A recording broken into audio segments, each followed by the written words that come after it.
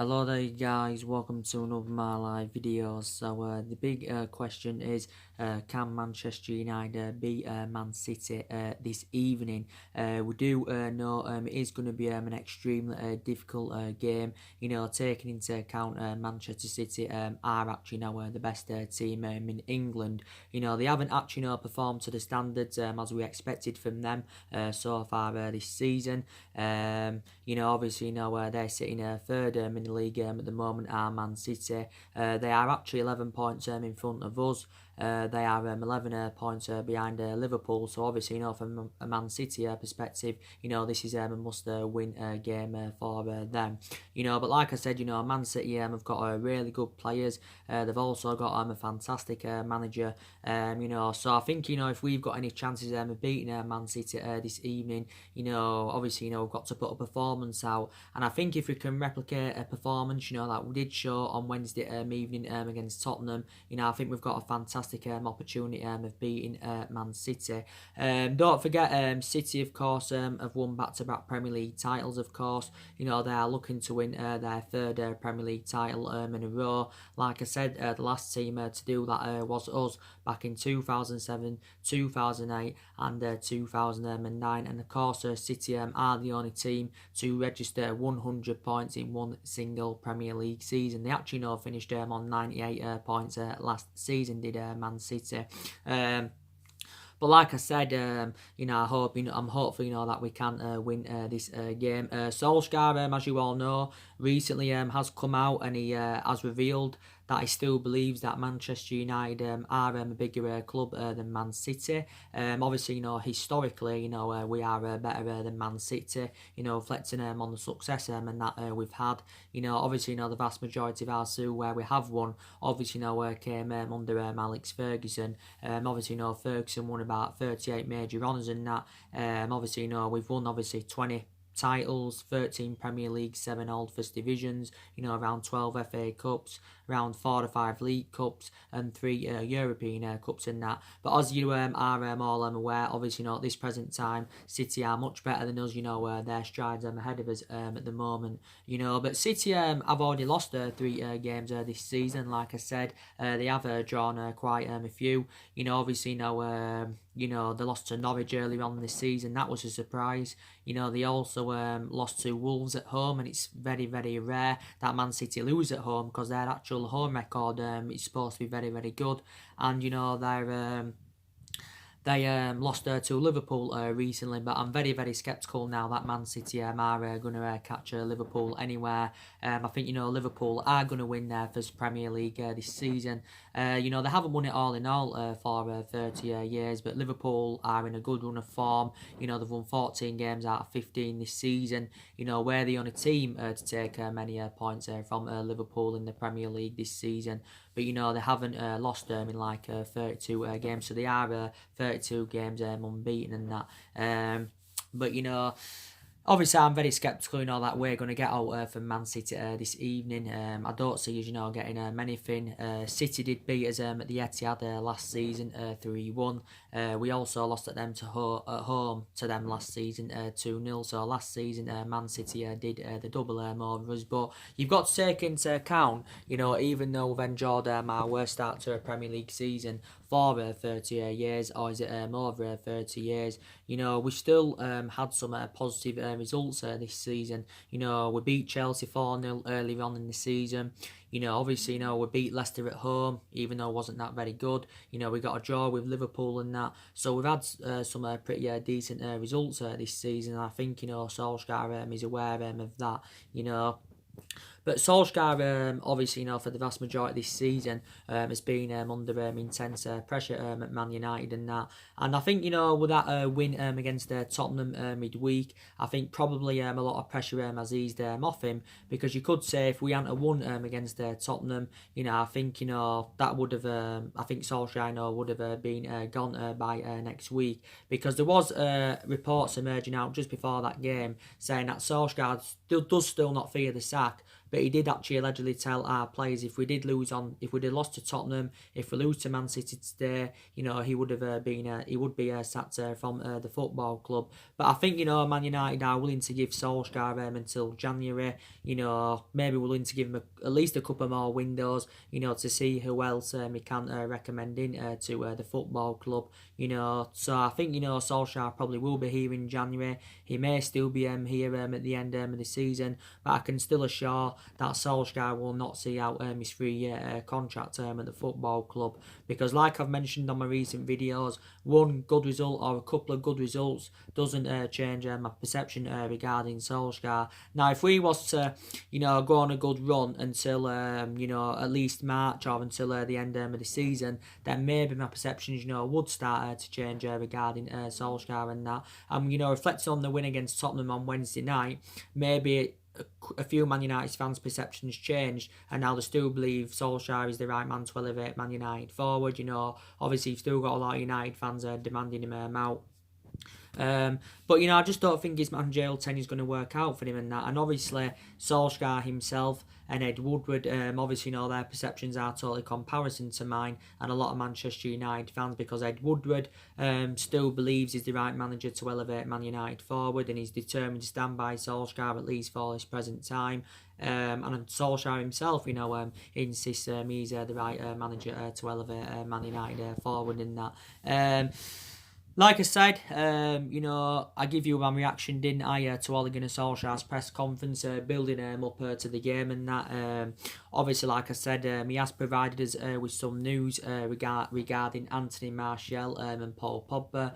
We've had some good news regarding Anthony Martial. Solskjaer has confirmed that Martial should be definitely involved in parts of the game, but he is unsure if Anthony Martial will start.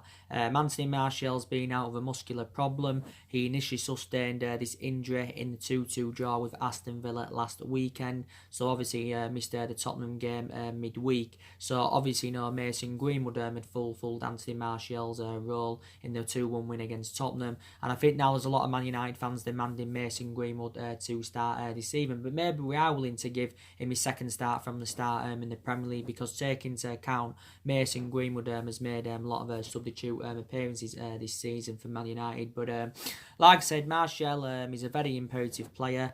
Don't forget, he was out with injury not too long ago. He was out with a hamstring injury, so due to that hamstring injury, he was out of action for a couple of months. But Solskjaer did confirm his injury is slight and that Anthony Martial's. But he is now into his 5th season as a Man United player.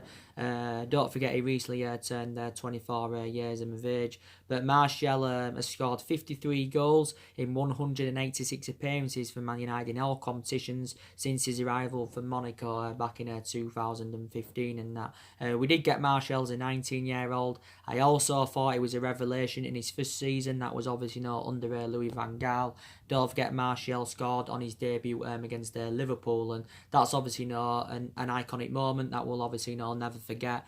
But I think obviously Martial predominantly plays out wide, but obviously it got confirmed at the start of this season that we give Anthony Martial that number 9 shirt, because obviously he seems to be more effective in that number 9 role anywhere.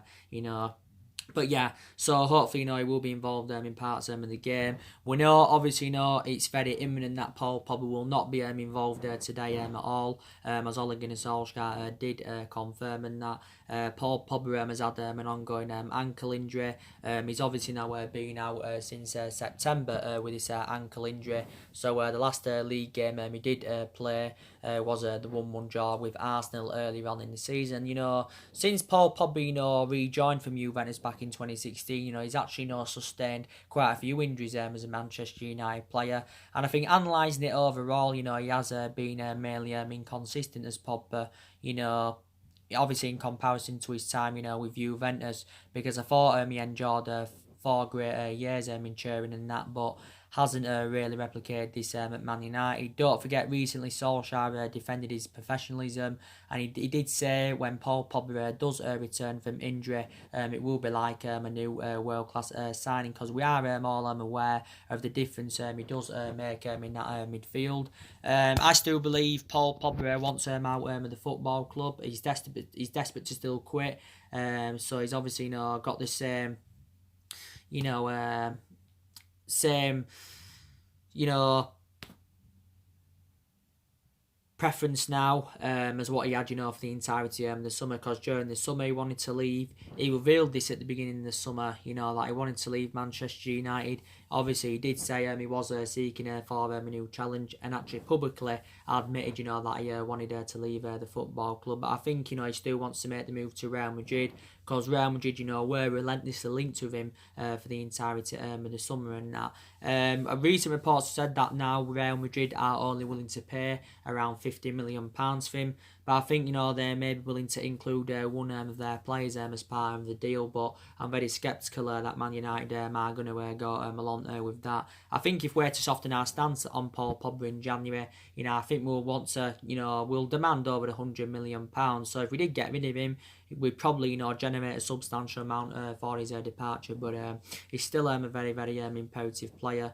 Paul Pogba's still got 2 years left on his contract at Man United, with an option, to extend it by a further year. And of course, he's on around 290 grand a week. So in that aspect, he's one of the highest paid players at the club. He's also our most expensive signing, because obviously, we paid £89 million for him. But he is only 26, Paul Pogba, so he's still in his prime. He has still got a lot of years ahead of him. But it actually, was a shame that he couldn't play against Tottenham, because there was actually reports emerging out last week, obviously prior to the Tottenham game, that Paul Pogba, could have been back, for the game against Tottenham, and obviously he could have had that reunion with Jose Mourinho, but obviously didn't get that reunion with Jose Mourinho and that. And obviously, when we had Jose Mourinho win, obviously there was a lot of speculation about Paul Pogba leaving, because Paul Pogba, obviously enjoyed a bad relationship with Jose Mourinho and that. And Paul Pogba, of course, got one of his best wishes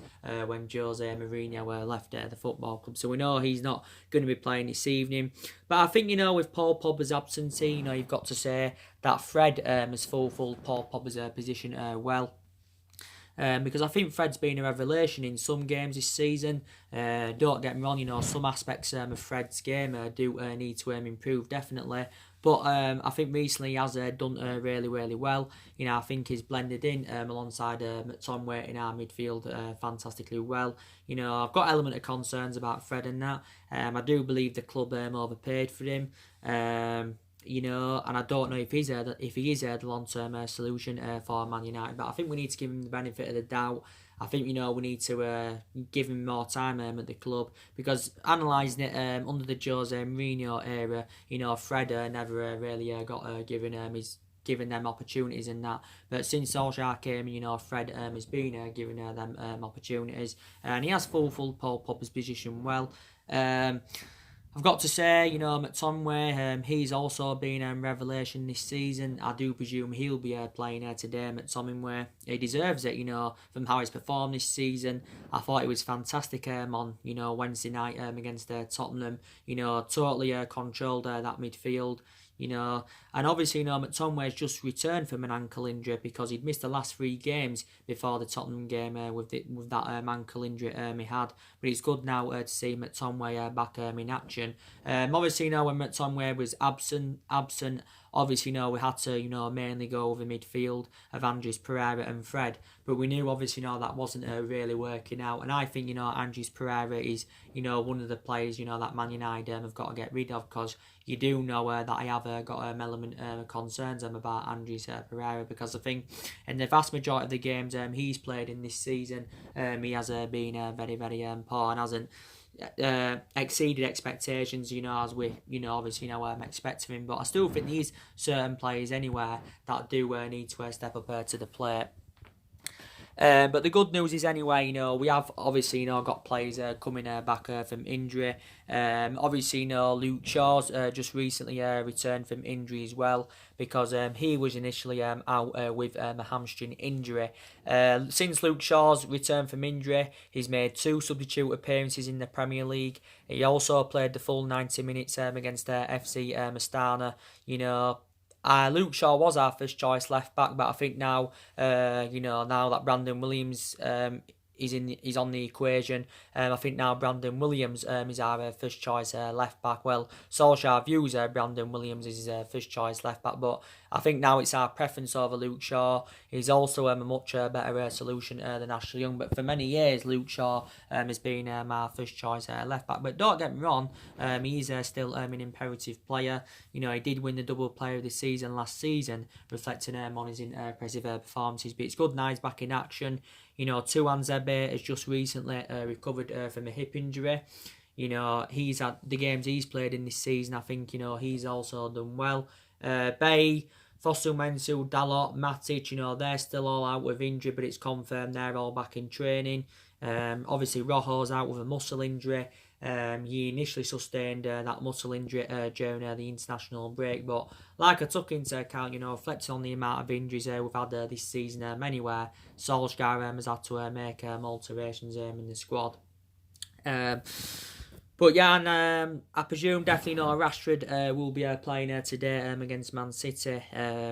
Reflecting back, you know, when he broke into the senior squad, you know, Marcus Rashford scored on his Manchester derby debut, and that, as you do remember, you know, like I said, Rashford's in scintillating form. You know, he scored 9 goals in his last 10 games in all competitions, but in total, he's been directly involved in 11, but he's been in absolutely scintillating form. Rashford's record also against the top 6 sides is very, very good. He scored two of our goals midweek against Tottenham. Could have actually at least had a hat-trick, because don't forget, you know, he hit the crossbar as well against Tottenham. I think had a few other chances, you know, but very, very good player is Rashford. I know he was poor towards the back end of last season, and earlier on this season he was very, very poor. You know, he wasn't exceeding expectations, but I think in the last 9 or 10 games, Marcus Rashford has really rejuvenated himself, and he is only the age of 22, don't forget, but he does make a difference in that attacking line, you know, when he is, you know, playing to his potential. But very, very good player. I've also been impressed with Jesse Lingard recently. Don't forget, you know, he was injured earlier on in the season. I think Jesse Lingard endured difficult time. You know, he's endured the difficult time for the vast majority of this season. But like I said recently, he has really stepped up to the plate. But I think, you know, certain players have stepped up to the plate quite recently. You know, to be quite honest with you. But like I said, Solskjaer is a you know, Pep Guardiola and Ole Gunnar Solskjaer are two comparison managers, and that, you know, Solskjaer, you know, hasn't really got a pedigree behind him. You know, obviously, you know, Pep Guardiola has got a fantastic pedigree behind him, and that, you know, reflecting on the success he's had. You know, he's won trophies in that with Man City. Like I said, you know, he won the domestic treble as well with Man City last season. You know, obviously he won stuff whilst he was at Barcelona and Bayern Munich, and I think Pep Guardiola at Man City is emulating the football, you know, what he did produce at Barcelona and Bayern Munich and that. So very, very good manager. Don't forget, you know, Pep Guardiola did work with Marcelo Bielsa, you know, the Leeds manager, I think when he was younger. So I think in a way he's following, you know, Bielsa's philosophy, and I think he's, you know, turned, you know, Pep Guardiola into a really, really good manager. It isn't only us though that have got injuries. You know, Man City themselves have got injuries. You know, they've got you know, Sergio Aguero out. He's been out with a thigh injury. You know, they've obviously got Leroy Sané out until February. They've got Laporte out until February. So they have got quite a few injuries of Man City. I just wanted to put into the equation that. So obviously, as it stands at the moment, you know, like I said, you know, we're sitting 6th in the Premier League. You know, we've registered 21 points from 15 games so far. We still know that's nowhere near good enough to our standards. We still do remain 8 points behind top 4. We've had some good news today. Everton beat Chelsea by 3-1 at Goodison Park. So if we can beat Man City today, we can, you know, close the gap to just 5 points. So if we win today, I'd say definitely no top 4 is still alive, but I won't fully disregard it. But I did initially say, didn't I, at the start of this season, that our expectations this season will be to finish in that top 4. And I think initially analysing it, I think our aspirations will be that top four anywhere in the next couple of seasons, because obviously, we're not good enough to win the league at the moment. We're not even good enough to mount any kind of title challenge up. But I think if we can get the right caliber players to Manchester United next year, and that I think we can start again challenging for major honours and that. So it's very imperative that our recruitment also does improve. But as I already said, we are making plans for next year, and we have obviously got a lot of players on our agenda and that. I think an estimated guess, I think we'll consider spending a substantial amount on recruiting new players next year. I think we'll spend from probably 250 to 300 million pounds at least recruiting new players. But a massive rebuild is needed at the football club, definitely. Next year, we've got to address the deficiencies in the squad. That's very, very imperative. Next year, we've got to get an attacking midfielder in. We've also got to get a defensive midfielder in. We've also got to get a couple of attackers in. Someone who can come in that can score us goals, someone who can create chances. And we need to recruit a replacement for Romelu Lukaku and Alexis Sanchez, because you can say we've looked very exposed in that attacking line following their departures, definitely. But yeah, and I think we also need right winger next year, and there's possibly other areas in the squad, other areas in the squad that do need to be addressed. But we'll have to wait and see what happens next year.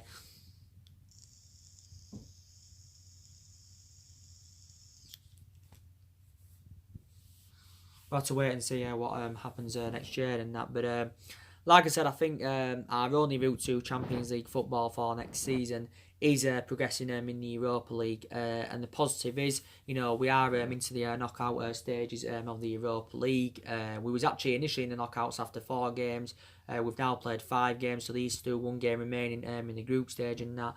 But I'm still very, very convinced, that we can actually win the Europa League. We did it a couple of years ago, don't forget, under the Jose Mourinho era. So I think we could win the Europa League, definitely. But yeah, so you're still getting some form of Man United players anyway, coming out saying we should still back Solskjaer and that. Scholes recently said we should give him at least. Well, he believes that he needs 3 to 4 more windows to turn things around at Man United. Gary Neville believes, from his own preference, we need we need to make 2 signings at least in January. That's minimum. So some people say we should give him at least a couple of more windows. Don't forget our players as well. I've got a lot of faith in Solskjaer. Our players have recently urged our board to keep the faith in Solskjaer, because actually, the players have told our board not to sack Solskjaer, because actually our current board asked our players about the possibility of sacking Solskjaer, but the players are backing Solskjaer all the way. But like I said, whether his managerial tenure at Man United works out or not, we'll still never forget what he has done for the football club, because he was a great player for Manchester United for 11 years. Great servant to the club. As a player, Solskjaer made 366 appearances and scored 126 goals. That was in all competitions. That was. And, just in the Premier League from 1996 to 2007, he made 235 appearances and scored 91 goals. Obviously, one of his most iconic moments as a player was when he won the treble. When he won the club the treble back in 1999. Obviously, that's the club's greatest achievement. One of the club's greatest achievement. That's over 20 years ago now and that. But like I said, he has got that proven pedigree as a player. But I think as a manager, it's totally comparison to how he was as a player, because I just don't think he's good enough to be a manager. He just doesn't have any intuition on how to be a manager, and that. That's one of my element concerns I have got about him. But he's been here nearly a year now with Solskjaer. He's been permanent manager now for around nearly 9 months and that. And you can say for the vast majority of that 9 months, it has seemed to have all gone wrong and that. But it does obviously take some managers time to obviously get things right and that. He did really, really well in that 3 month period, Solskjaer, when he was the interim manager. Don't forget, he did really, really well. He exceeded expectations. The results were good, the performances were good. But since he got the job permanently, I've seen totally comparison to what I saw when he was the interim manager, which is obviously very, very disappointing.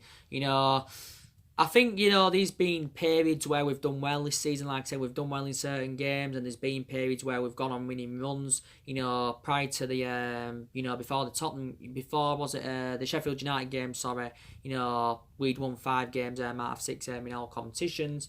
Then, went on a bad spell. We were winless in 3. And then obviously, we've revived ourselves again, with that 2-1 victory against Tottenham. So it's like 1 step forward, 2 steps back basically, and that. And but yeah, I'll still back Solskjaer all the way for however long he's Manchester United manager.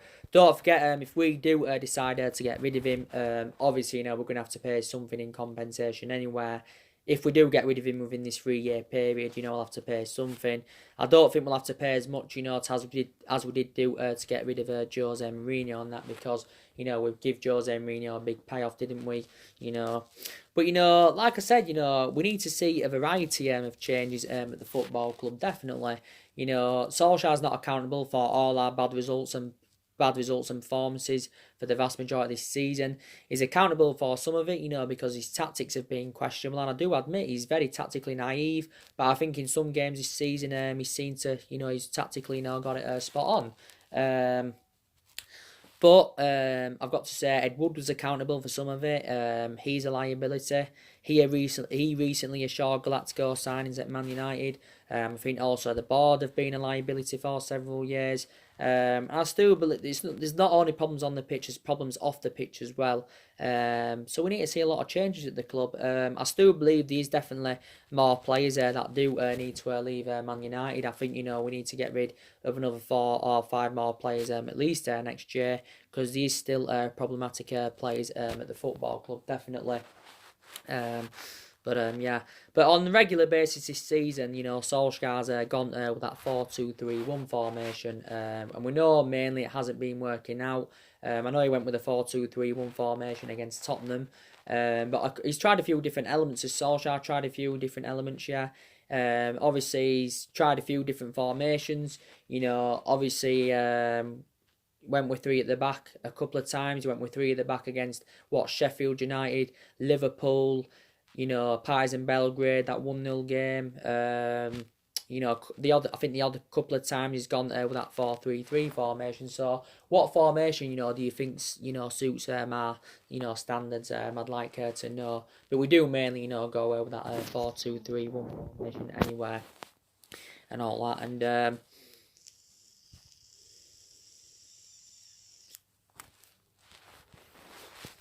but like I said, there has been a couple of managers on our agenda anywhere who could replace Solskjaer at the football club. Obviously, we know there's been a lot of speculation going on about Pochettino. There's still speculation going on regarding Massimiliano Allegri. But if we do sack Solskjaer anyway, which I'm sceptical about at this present time, I think it's very imminent that Pochettino will be our next manager. And don't forget, reports did emerge out before the Tottenham game saying that Pochettino, wants to become Manchester United's next manager. But Pochettino has been linked with quite a few managerial roles. He's been linked with the Arsenal job. He won't go to Arsenal. I'm very sceptical about that. He held talks with Bayern Munich a couple of weeks ago. He's also been linked with the Real Madrid job. But I don't think Pochettino will be managerless for long, if I'm going to be quite honest with you. But he was sacked by Tottenham last month. But we've initially been long admirers of Pochettino anyway, because we initially, wanted him.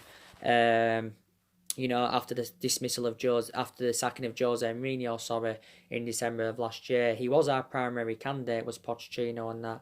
But obviously our preference was Solskjaer over him, because Solskjaer was a cheaper solution, and taking into account Solskjaer did well in that 3-month period, so we decided to stick with Solskjaer. But like I said, managers have been getting sacked left, right, and centre. He's just been sacked. Marco Silva from Everton. Emre got sacked last week. Pochettino got sacked last month. Sanchez Flores got sacked in Watford not too long ago. So managers are getting sacked left, right, and centre. So that just proves now how ruthless the boards are. Managers don't get the time that they would like anymore. But I can't really understand how they've not sacked Solskjaer. Yeah. So yeah, really looking forward to the game. Like I said, guys, I will be on for my match reaction. It will either be tonight. If it isn't tonight, like I mentioned on my recent videos, it will be tomorrow for definite. That's when my match reaction will be coming up. So anyway, guys, drop me comments, likes below on the channel. If you do, consider subscribe as always, and take care. God bless, and I'll see you all again very soon.